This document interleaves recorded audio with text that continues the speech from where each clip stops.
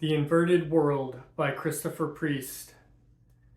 So, this is the first book I've ever read from Christopher Priest. He wrote this in 1974, and I didn't realize he also wrote the book The Prestige, which most of us are familiar with the movie. And it seems like he has a bunch of other good books. I think this is his most science fiction ish book. But a little spoiler here, I really enjoyed it, and I'll be looking for some of his other books in the future. So let's get into this book. What is this book about? So on the cover here, you can see there appears to be like this city moving across a bridge. There's another cover that shows a city with four train tracks, and there's these cables and hoists, and they're pulling it along.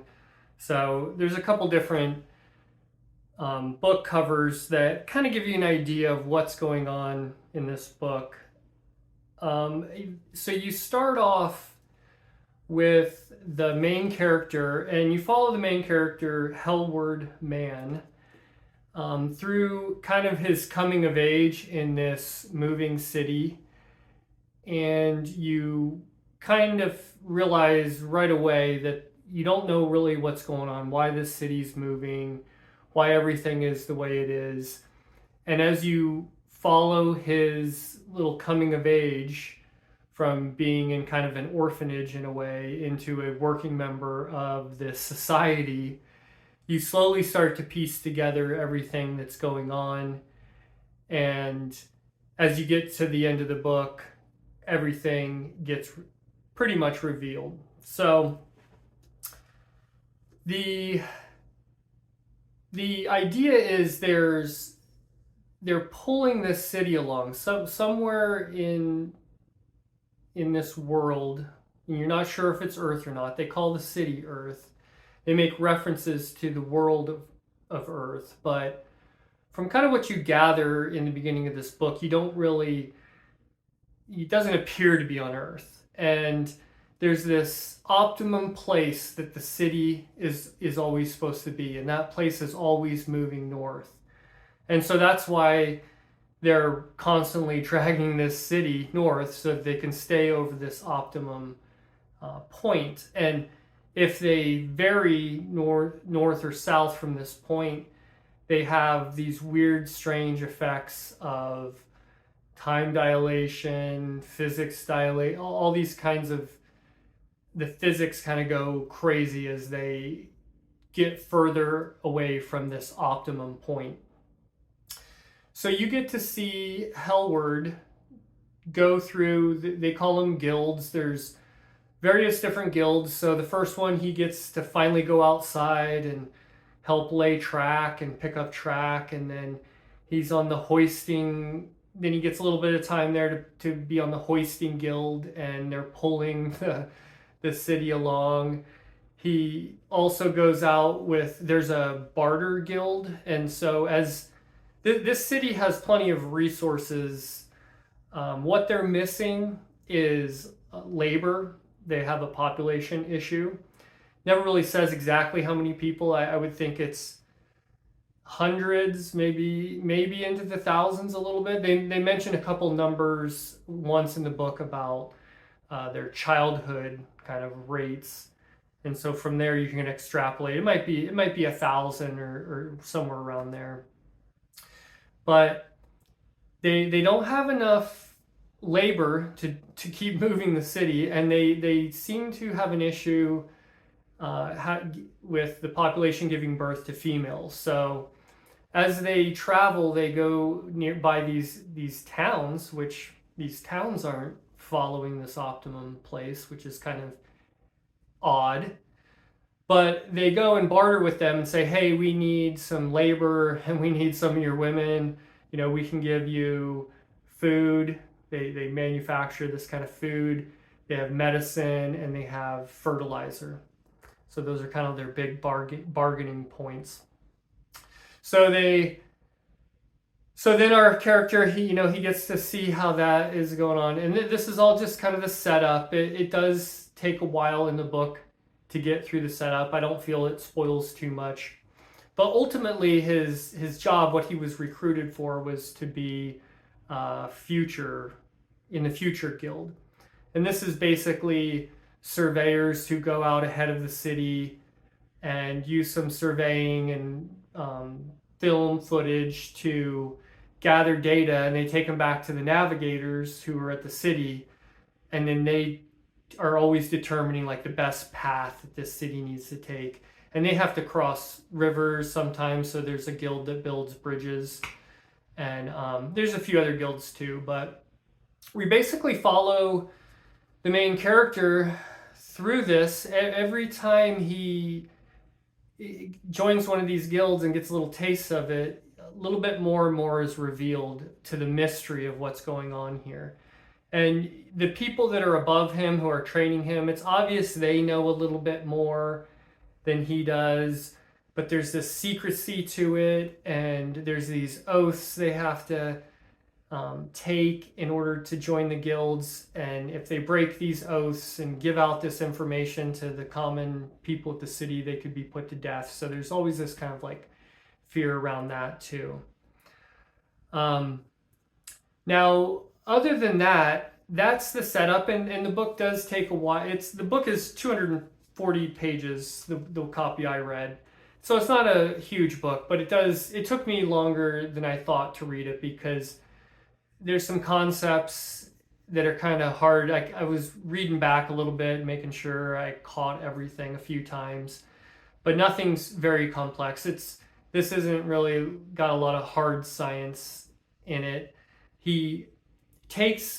Christopher Priest took some really cool concepts in this book of science and physics and did some interesting things with them. But this isn't realistic. That's not a spoiler either, but it doesn't take any of the entertainment out of it. It was super fun.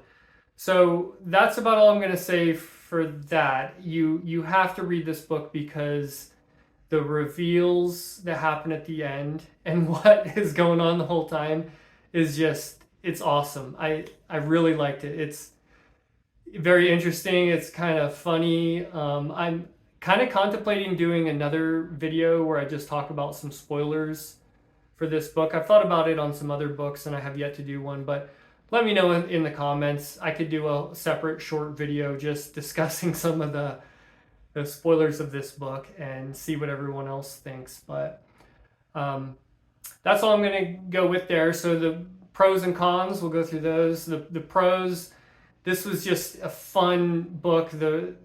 Christopher Priest is an amazing writer. His writing, even though it's written in 1974, I just love the writing. It had a kind of a simple prose to it, but I don't know, there was just something that he didn't overuse words, but you still got everything that he was trying to, he didn't have to really do a lot of data dumps. At the very end, he did a bit of a data dump, but the way this story was unfold through our main character going through these guilds was just really cool, and his writing style was awesome. That's why I'm going to look up more of his books in the future, just to get some more of his writing. Another one, the characters I thought were pretty well done. You definitely got to like our main guy, Hellward. There was some other characters in there that were good. He was just this kind of likable character who was just kind of going along with the flow and trying not to create any waves, and just a real likable guy, and you're kind of rooting for him the whole time, even though you didn't even know what you were rooting for, what he was going to find, because the book went some really weird ways. Now, the biggest pro for me is kind of the ending of this book. I really liked it. I was a little confused at first, and then I thought about it some more. I did go back, and after I finished the book, I went back and read the prologue, because the prologue was really confusing, and I instantly forgot about it as I started reading the book. Completely forgot about it. Went back to the book just to look at some stuff in the beginning, and reread the prologue, and things made a little bit more sense there too. So that is pretty much the main pros for me. The cons, there's a few little plot holes towards the end. If you dig into the science of this book, you're not going to have a good time. You're going to pick it apart and find all kinds of issues that don't make sense. But if you read it just for the entertainment and some of the broader ideas, I think you'll really enjoy it. So that would be a con, just the fact that it's not, realistic, plausible science. Other than that, there's not a lot of cons to this book. I thoroughly enjoyed it. I think this would be a great book to recommend to fans of science fiction and just the everyday reader. I don't think this has a lot. I mean, the concepts might confuse people a little bit, but it's not going to get in the way of the book. And hopefully, I know there is some confusion on the ending.